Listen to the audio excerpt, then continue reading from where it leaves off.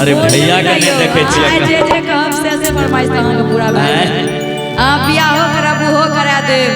ए फौजी एहसान है तो तोहरे को बात कहिया बोलू ना कि साया देबो साड़ी देबो देबो और चोली।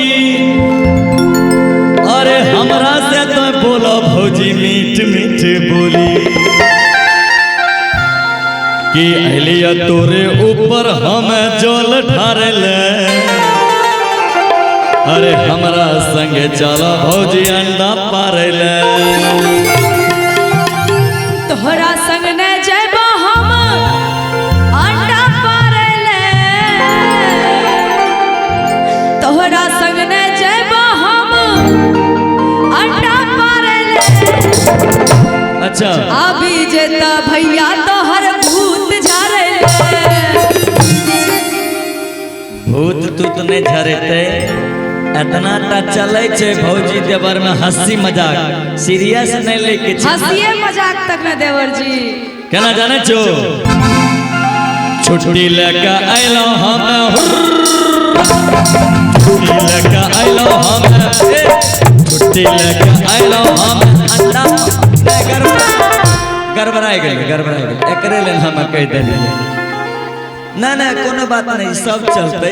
हम जाने छे कनिटा भोजपुरी में झलकते हमको पता है ना थोड़ा थोड़ा दिखेगा भोजपुरी। आइए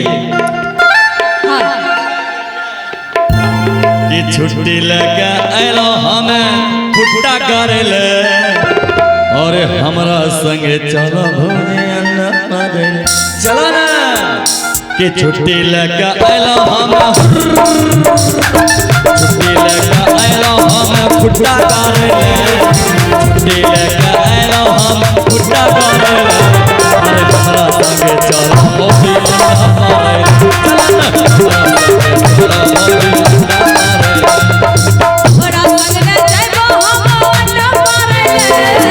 तोहरा संग न जइबो हम अंडा पारले। अभी जेता भैया तोहर भूत झारले। अभी जेता भैया तोहर भूत झारले।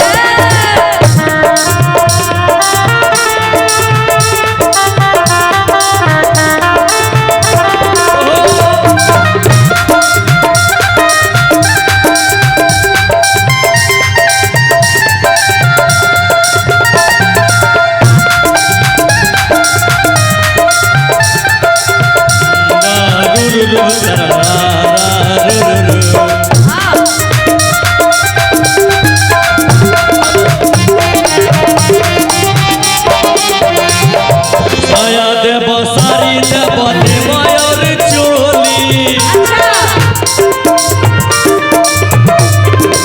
हमरा से तो बोलो भौजी मीठ मीठ बोली।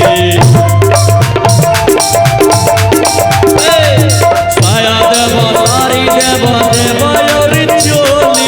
हमरा से तो बोलो भौजी मीठ मीठ बोली। अलिया तोरे ऊपर हम अलिया तोरे ऊपर हम जल ढारले। अरे हमरा संगे चलो अंडा पारले चलो हमरा संगे चलो अंडा पारले।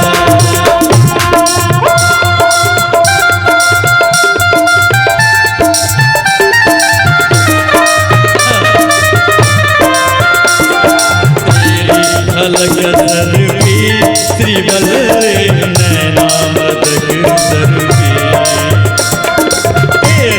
झलक सरपी श्रीबल नैना मदक सरपी।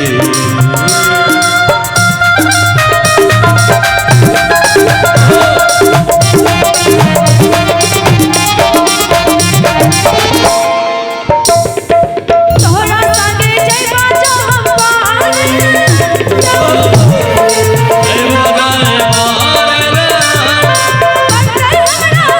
तोहर भैया के डंडा। अरे नहीं पड़ते हमें मैनेज कर लेबे।